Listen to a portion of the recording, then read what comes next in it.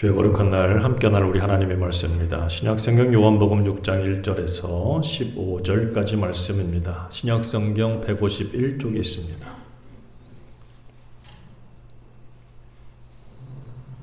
요한복음 6장 1절에서 15절 저와 함께 한 목소리로 같이 말씀을 봉독합니다. 시작. 그 후에 예수께서 디베랴의 갈릴리 바다 건너편으로 가시매 큰 무리가 따르니 이는 병자들에게 행하시는 표적을 보았음이로라. 예수께서 산에 오르사 제자들과 함께 거기 앉으시니 마침 유대인의 명절인 유월절이 가까운지라. 예수께서 눈을 들어 큰 무리가 자기에게로 오는 것을 보시고 빌립에게 이르시되 우리가 어디서 떡을 사서 이 사람들을 먹이겠느냐 하시니 이렇게 말씀하시면 친히 어떻게 하실지를 아시고 빌립을 시험하고자 하심이라. 빌립이 대답하되 각 사람으로 조금씩 받게 할지라도 200데나리온의 떡이 부족하리이다. 제자 중 하나 곧 시몬 베드로의 형제 안드레가 예수께 여짜오되 여기 한 아이가 있어 보리떡 5개와 물고기 2마리를 가지고 있나이다. 그러나 그것이 이 많은 사람에게 얼마나 되겠사옵나이까. 예수께서 이르시되 이 사람들로 앉게 하라 하시니 그곳에 잔디가 많은지라. 사람들이 앉으니 수가 5,000명쯤 되더라. 예수께서 떡을 가져 축사하신 후에 앉아 있는 자들에게 나눠주시고 물고기도 그렇게 그들의 원대로 주시니라. 그들이 배부른 후에 예수께서 제자들에게 이르시되 남은 조각을 거두고 버리는 것이 없게 하라 하시므로 이에 거두니 보리떡 5개로 먹고 남은 조각이 12바구니에 찼더라. 그 사람들이 예수께서 행하신 이 표적을 보고 말하되 이는 참으로 세상에 오실 그 선지자라 하더라. 그러므로 예수께서 그들이 와서 자기를 억지로 붙들어 임금으로 삼으려는 줄 아시고 다시 혼자 산으로 떠나가시니라. 아멘. 한 번만 더 기도합니다. 주님, 말씀 앞에 세우셨습니다. 항상 이 말씀 앞에 설 때에 떨리고 두렵습니다. 주님만을 증거할 수 있도록 도와주시고 주의 음성만을 듣도록 허락해 주시옵소서. 악하고 더러운 것이 우리의 생각과 마음을 지배하지 못하게 하시고 오로지 주의 말씀만으로 가득 차고 넘쳐 하나님의 기뻐하시는 거룩한 인생이 되도록 도와주옵소서. 예수님의 이름으로 기도드립니다. 아멘. 할렐루야. 같이 읽어볼까요? 빈들을 가득 채운 은혜.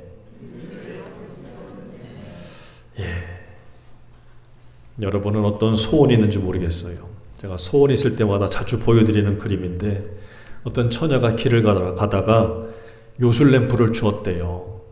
그래서 혹시나 하는 마음으로 쓱쓱쓱쓱쓱쓱 닦았겠지요. 근데 역시나 하고 뭐가 안에서 펑 나오더래요. 나오자마자 하는 말이 아가씨 소원을 말해보세요. 한 가지 들어주겠습니다.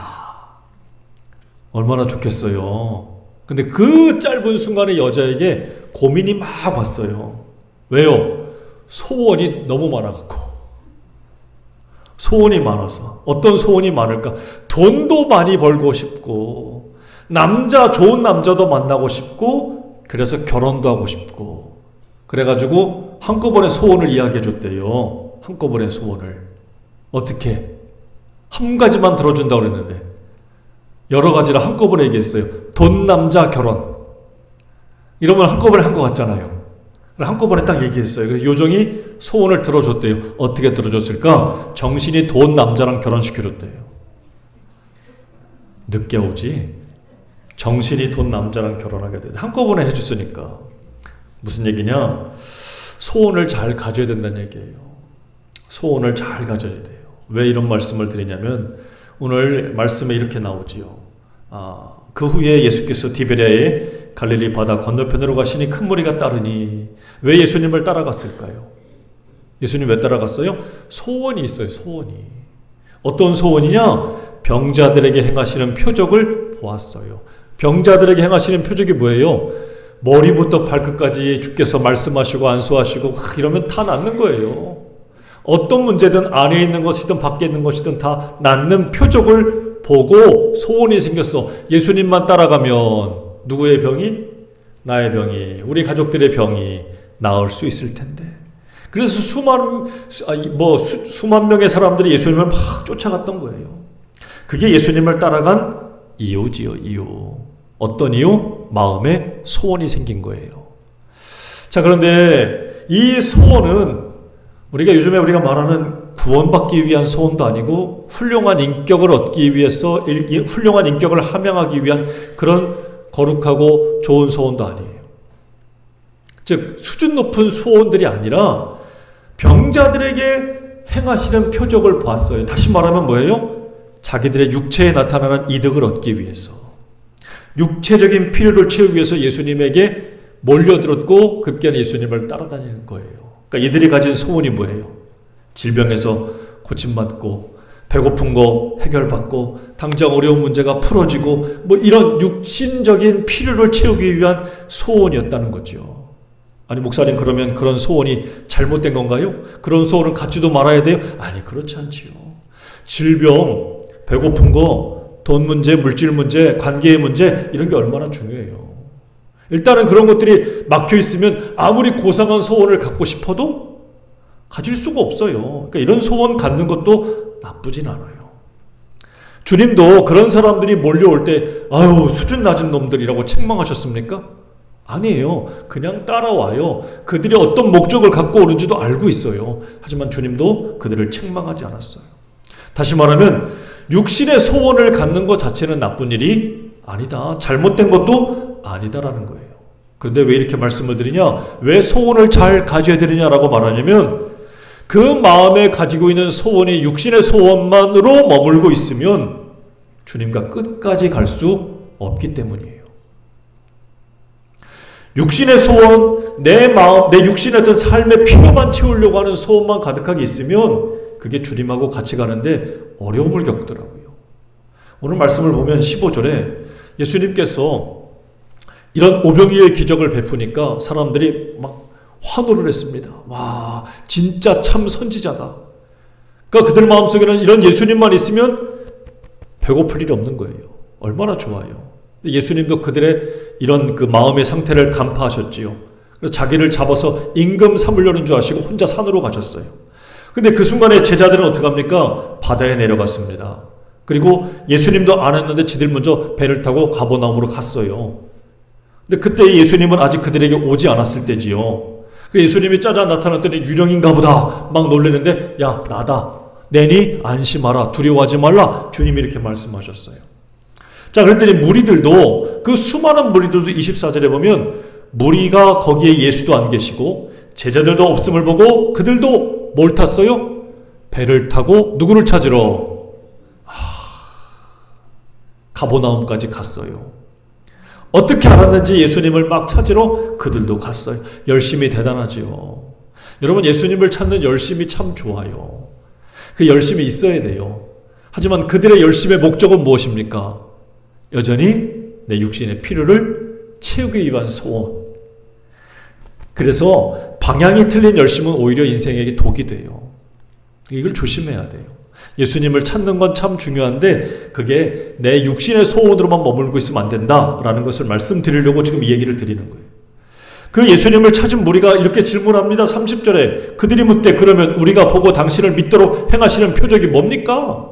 하시는 일이 무엇입니까? 라고 질문했어요. 우리가 예수님을 믿고 따라가는데 도대체 뭘 믿고 뭘 보고 쫓아가야 됩니까? 아니, 지금까지 실컷 봐놓고서는 병자들 고쳤지, 오병이어의 기적이 나타났지, 도대체 뭐가 부족해? 그런데도 이렇게 질문해요. 자, 그러니까 예수님이 그때부터 이 사람들에게 하나씩 하나씩 설명해줘요. 야, 내가 하늘에서 내려온 하늘의 떡이다. 나의 살과 나의 피를 먹어야 된다. 저 옛날에 나온 만나는 너희들이 다 먹고도 너희 조상들이 죽었지만 하늘에서 내려온 만나의 나를 먹으면 산다. 내가 곧 생명의 떡이다. 뭐 이렇게 얘기를 계속 해주시는 거예요. 그랬더니 이 사람들이 이렇게 얘기를 해주고 이런 표적들을 말씀의 표적을 보여주고 있어요. 다시 말하면 영적인 그들의 답을 주시는 거예요. 영적인 양식을 주는 거예요. 영적인 양식을 주었어요. 말씀의 양식을 줬어요. 그랬더니 60절에 같이 읽어볼까요? 시작. 제자 중 여럿이 듣고 말하되 이 말씀은 아이고 어렵다. 누가 들을 수 있느냐 한데. 그러니까 이 사람들의 소원이 뭡니까? 육신의 필요예요. 근데 아픈 거 안 아프기만 하고, 배고픈 거 면하기만 하고, 지금 문제 꼬인 거 해결되기만 하고, 그런 육체적인 필요만을 채우려고 하는 소원만 있었다는 거죠. 그런데 거기다가 영적을 양식을 딱 주니까 알아들어요? 못 알아들어 먹는 거예요, 지금. 못 알아듣는 거예요. 그랬더니 66절에 예수님이 또 한 번 설명해 줬는데 더 못 알아들으니까 시작. 그때부터 그의 제자 중에서 많은 사람이 떠나가고 다시 그와 함께 다니지 않았대요. 육체적인 필요를 채우는 소원이 절대로 잘못된 건 아니지만 그 소원만 가지고는 주님과 계속 영원히 함께 할 수 없다는 것을 우리가 깨달아야 돼요. 그래서 우리에게 있어서 오늘 거룩한 소원이 있어야 돼요. 거룩한 소원. 그 거룩한 소원은 주님이 오늘 6장 39절에서 이렇게 말씀하신 게 있어요. 나를 보내신 이의 뜻은 내게 주신 자 중에 내가 하나도 잃어버리지 아니하고 마지막 날에 다시 살리는 이것이다. 하나도 잃어버리지 않고 다 살려내는 게 하나님의 뜻이고 그 뜻이 바로 나의 뜻이다라는 거예요. 여러분, 예수님의 소원의 수준이 얼마나 높아요. 그렇죠? 오늘 우리가 가져야 될 것 바로 이 주님의 소원이고 그 주님이 품으신 뜻을 우리도 품는 것, 이것이 바로 거룩한 소원이 될 줄로 믿습니다. 이 주님의 소원과 내 소원이 같다면 주님과 헤어지려고 해도 헤어질 수 없겠지요. 끝까지 같이 갈 수밖에 없어요. 그러나 나의 소원과 주님의 소원이 달라지면, 주님의 소원은 영의 소원이고 아버지의 소원인데 나는 계속 내 소원만 가지고 있으면 결국 오늘 말씀처럼 주님과 떨어질 수밖에 없다는 거예요. 근데 한 가지 더 중요한 것은 바로 뭐냐면 그 거룩한 소원이라고 하는 것은 결단코 나의 의지로 생기지 않는다는 거예요. 나 오늘부터 거룩한 소원 가질 거야. 예수님이 사람을 살리는 거래. 한 사람도 잊어버리지 않는 거래. 나 그렇게 할 거야. 라고 해서 되는 게 절대로 아니라는 거죠. 거룩한 소원은 거룩한 영이 임하실 때에 생기는 거예요. 사실 예수님께서 뽑으신 핵심 제자가 12명이지요. 근데 그 12명의 제자들 역시 어떤 마음의 소원이 있었느냐? 예수님과 잘 다니다 보면 내가 지금까지 두고 온 내 가족들과 내 일터와 내 모든 것들을 다 두고 왔으니 예수님을 통해서 내가 한 자리를 차지하리라. 너보다 내가 더 나은 자리, 너보다 내가 더 높은 자리. 예루살렘에 가면서 내내 그런 얘기를 하고 지들끼리 싸우면서 왔어요. 그러니까 제자들의 마음에도 거룩한 소원이 아니라 자기들의 필요를 채우고 싶어하는 소원으로 가득했던 겁니다. 자, 그래서 예수님을 따라다닌 거죠. 그러니까 결정적으로 예수님이 체포되니까 예수님을 다 버리고 도망갈 수 있었던 거예요. 거룩한 소원을 품지 못했으니까. 자, 그런데 그들이 바뀌게 된 계기가 있지요. 예루살렘을 떠나지 말고 기도하라 그랬을 때에 마가의 다락방에 모여가지고 열흘 동안 계속 기도했어요. 그때 6월절이 가까울 때 그들에게 성령께서 임하셨거든요. 성령이 가득히 임하고 나서 그들이 비로소 그 거룩한 영을 통해서 거룩한 소원이 생기기 시작하면서 바깥으로 뛰어나가서 자기들 스스로 걸어 잠근 문을 열고 바깥으로 뛰어나가서 온 세계에서 찾아온 사람들을 향해서 그들의 말로 복음을 전하기 시작했다는 거예요. 그 후로는 너 죽어? 너 그러면 감옥에다 집어넣는다? 뭐라고 아무리 협박하고 위협을 해도 전혀 겁내지 않았다는 거죠.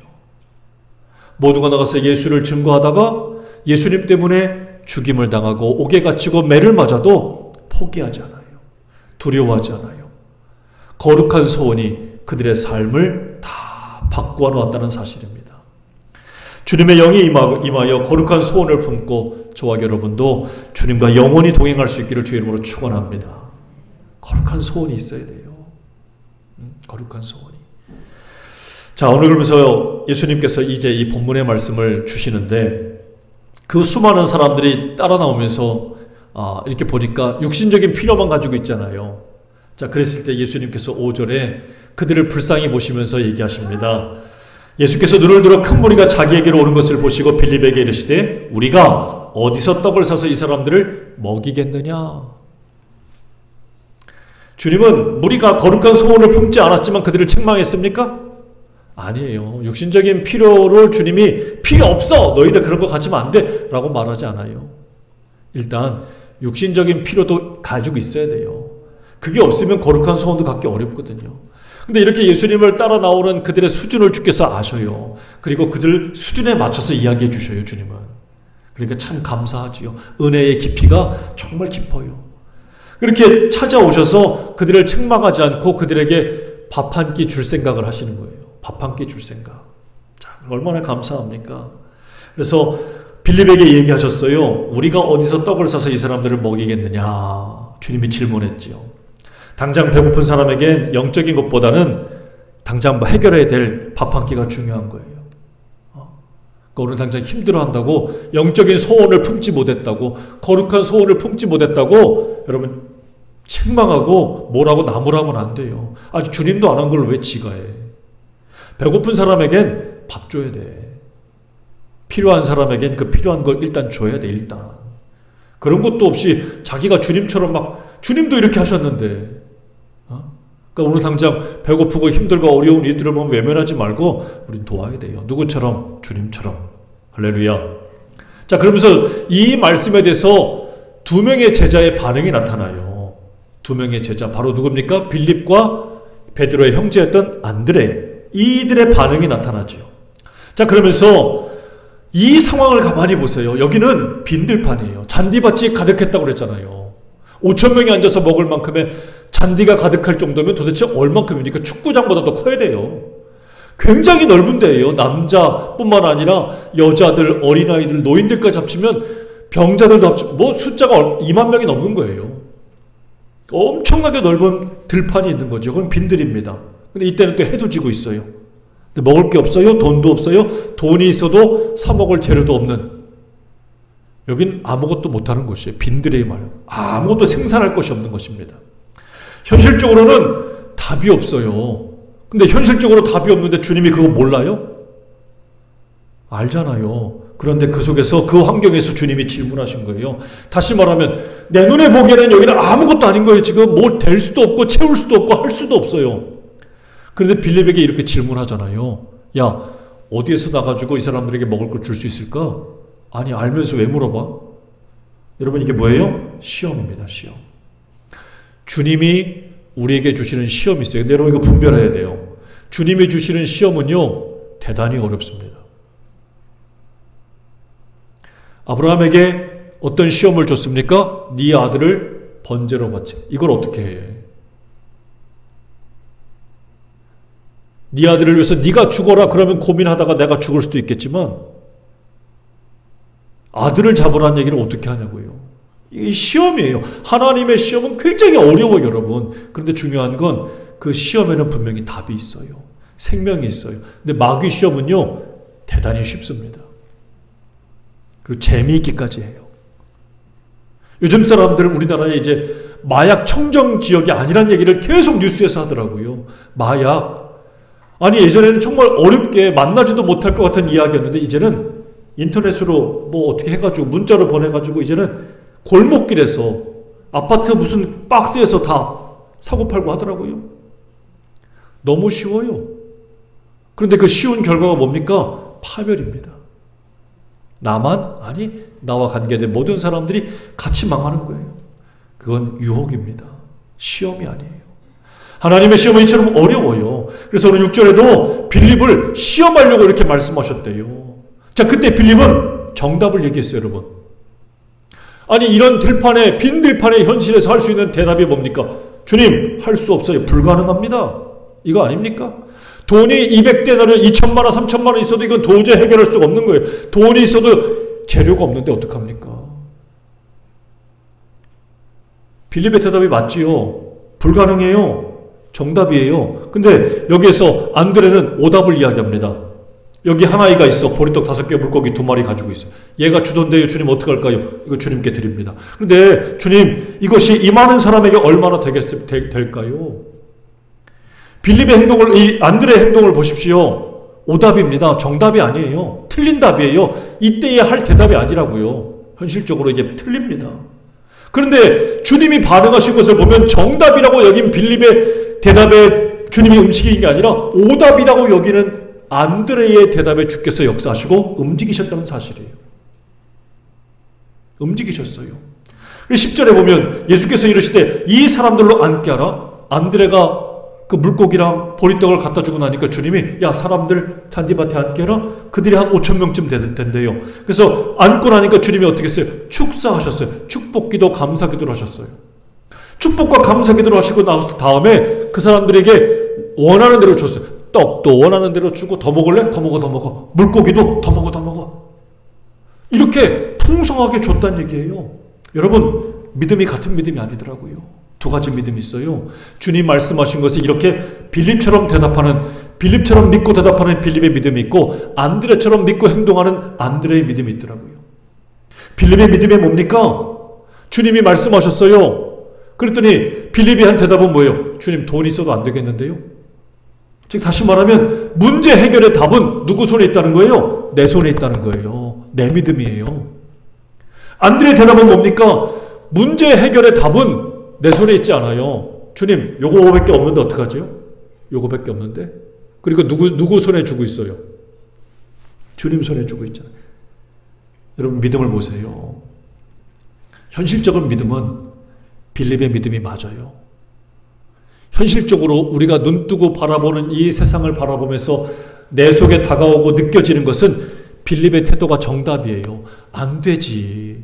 내 주제에, 내 수준에, 내 형편에 뭘 할 수 있겠어. 우리 교회 수준에, 우리 교회 형편에 뭘 할 수 있겠어.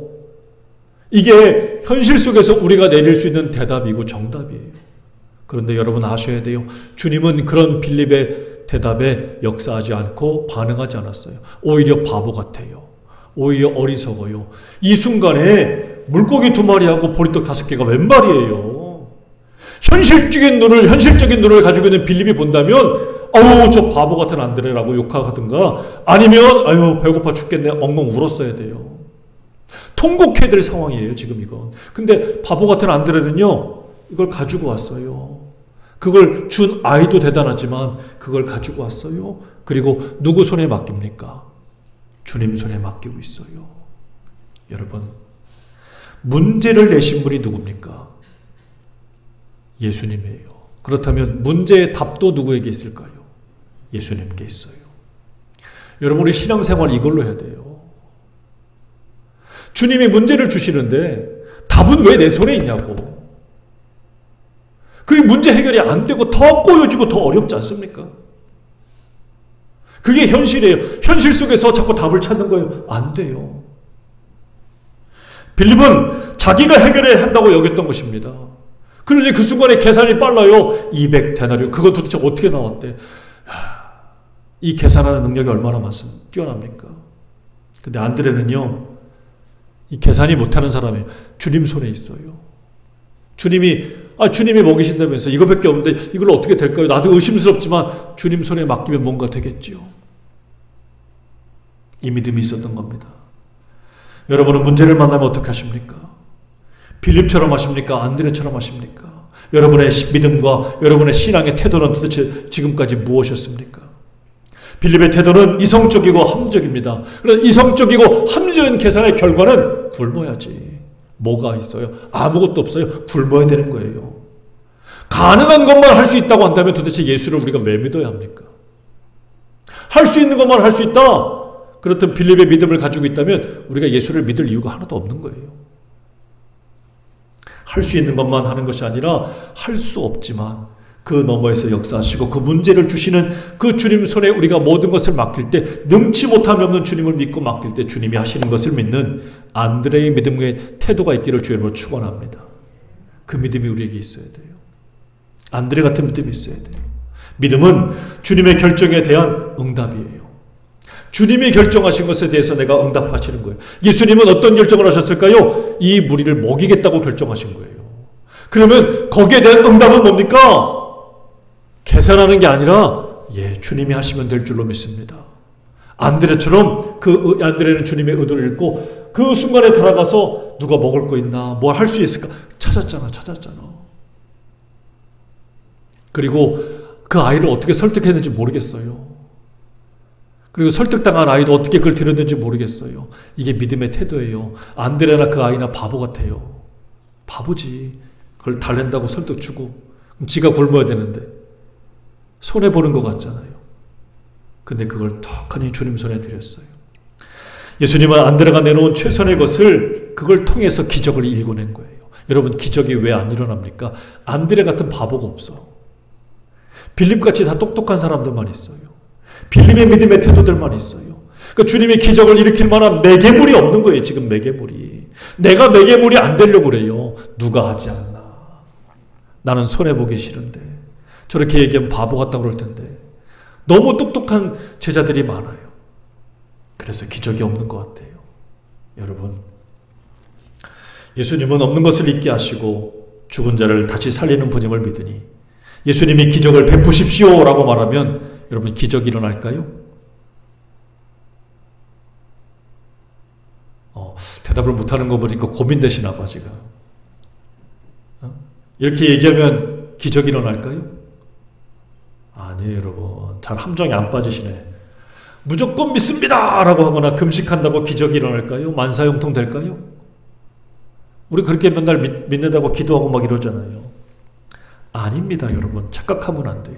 내가 이렇게 막 믿고 예수님은 어떤 분이고 하나님은 어떤 분이니까 기적이 일어날 줄 믿습니다라고 내가 아무리 목이 터지게 외친다고 해서 되는 게 아니라는 거예요. 그건 네 믿음이지. 주님의 의도가 아니에요. 기적이라는 게 어떻게 일어납니까? 주님이 결정하실 때, 주님이 의도하실 때, 내가 거기에 응답할 때 나타나는 거예요. 그래서 우리가 항상 물어봐야 되는 거 뭐냐? 주님이 나를 향해서 어떤 결정을 내리시는지를 우리가 먼저 물어봐야 돼. 그래서 믿음의 역사는 주님의 결정이 우리가 믿음으로 화합할 때 나타나는 것이다. 다시 말하면 주님의 의도가 무엇입니까? 주님이 나를 향한 뜻이 무엇입니까? 주님이 우리를 향한 뜻이 무엇입니까? 우리 이 가정을 통해서 어떤 일을 하기를 원하십니까? 라고 주님의 뜻을 먼저 묻는 기도를 해야 되는 거예요. 그게 없이 주님 나 오늘 당장 힘들어요. 배고파요. 죽겠어요. 막 이것만 하지 말라고요. 물론 그것도 소중하긴 한데 그것만 계속 채우고 나면 얼마 있다가 또 주님한테 더 큰 필요를 채워달라고 떼를 쓰거나 그게 안 되면 결국 주님과 멀어지는 거예요. 육신의 소원만 가지고 있으면 영원히 같이 갈 수가 없어요. 그래서 중요한 건 주님의 의도를 알아야 돼요. 나를 향한 주님의 뜻이 뭡니까? 우리를 향한, 우리 교회를 향한, 나의 사업터를 향한 주님의 뜻이 뭡니까? 주님의 의도와 뜻을 먼저 묻고 거기에 내가 반응할 때 역사가 일어난다는 사실, 기적이 있다는 사실을 오늘 말씀을 통해서 그 원리를 깨닫기를 간절히 바랍니다. 나의 희망과 기대가 곧 믿음은 아니라는 거예요. 믿음은 같이 읽겠습니다. 믿음은 주님의 결정에 대한 나의 응답입니다. 그러므로 주님의 의도와 마음을 먼저 알아야 돼요. 주님의 뜻을 먼저 알아야 돼요. 할렐루야.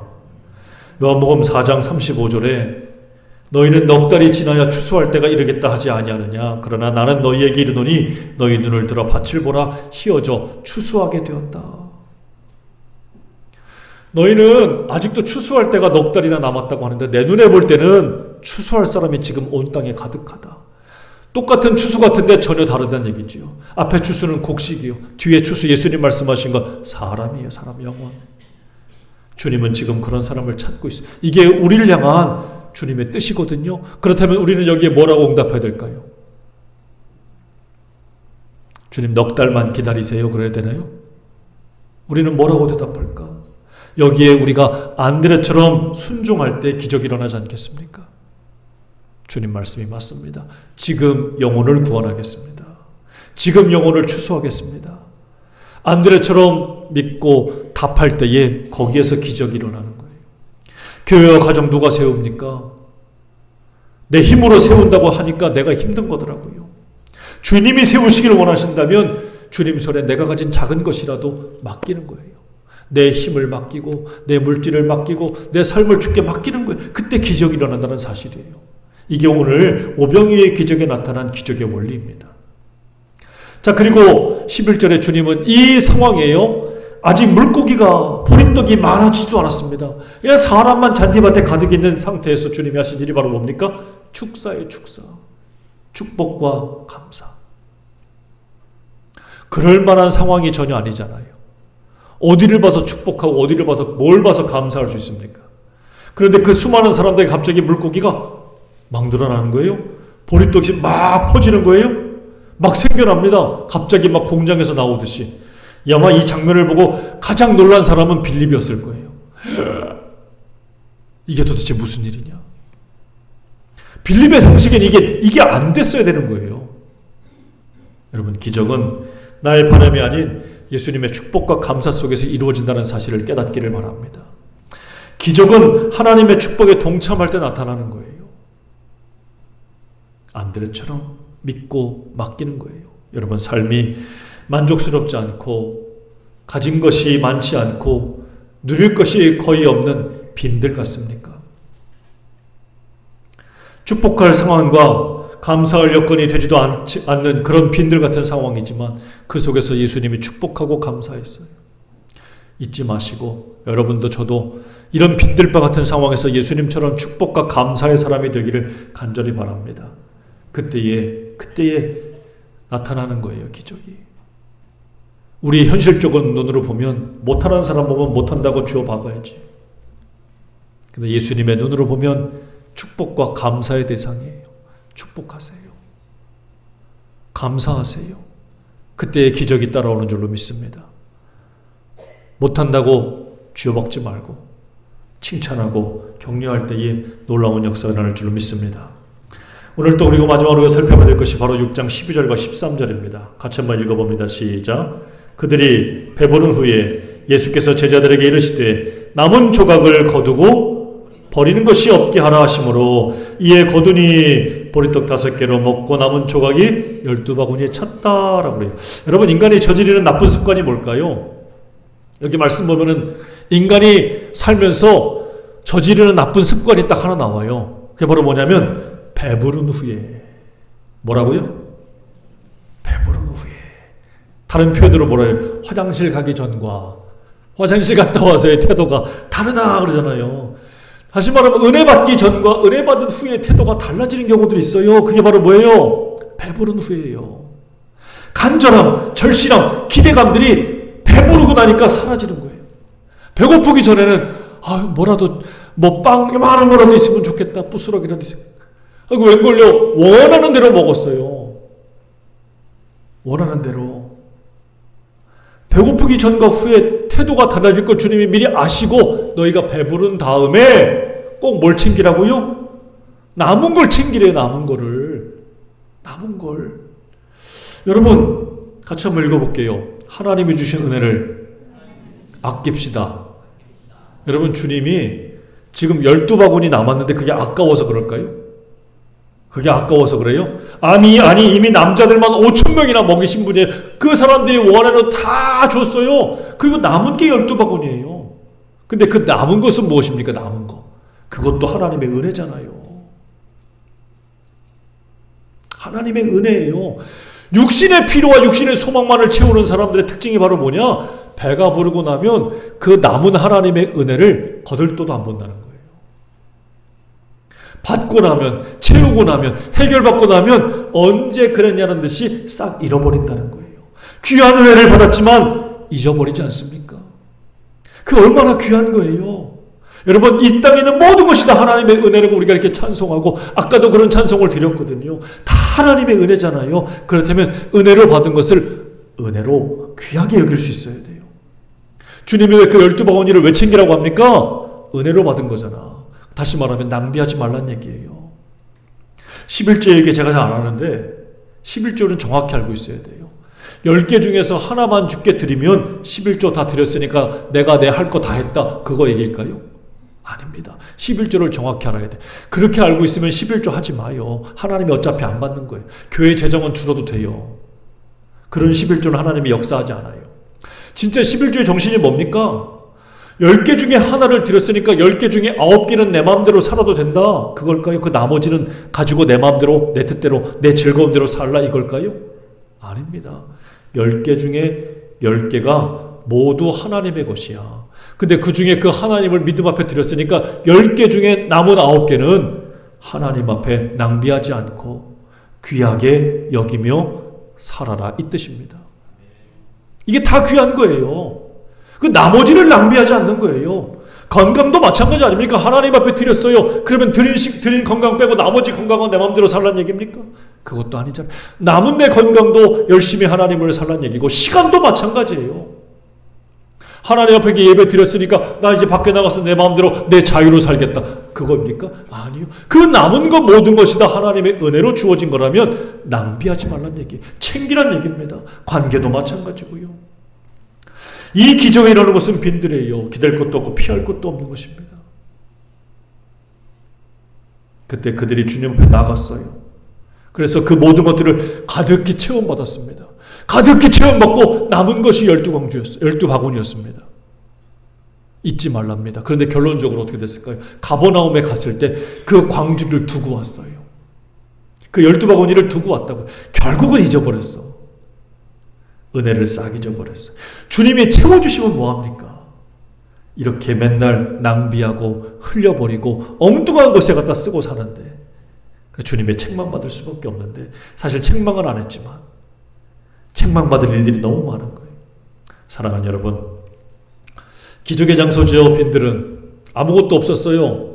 아무것도 나타날 수가 없는 곳입니다. 그런데 그곳에서 이 기적을 볼 수 있었던 이유는 바로 뭡니까? 주님께 나갔기 때문이에요.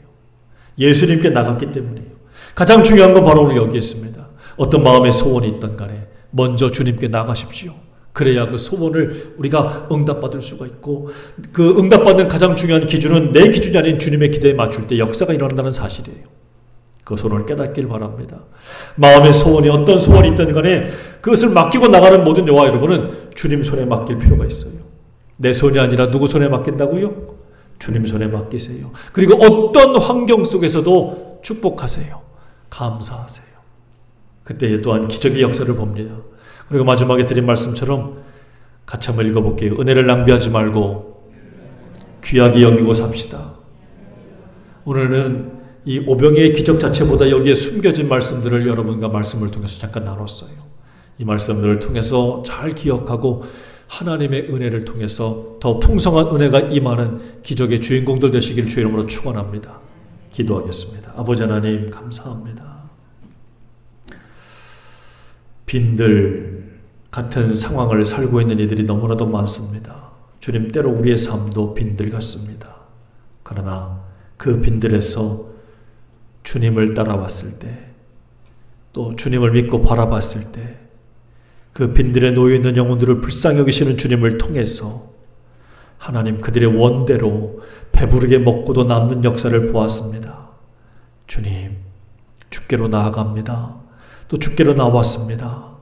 여기 나온 주의 사랑하는 백성들을 긍휼히 여겨주시고, 주님이 사랑하는 자들을 붙들어 주시고 채워주시기라 이미 결심하셨는데, 하나님 오늘 우리가 빌립의 태도가 아니라 안드레처럼 믿고 맡기고 순종하게 하여 주시고, 내 손이 아니라 주님 손에 모든 것을 맡길 수 있는 온전한 믿음의 태도를 갖게 하여 주옵소서.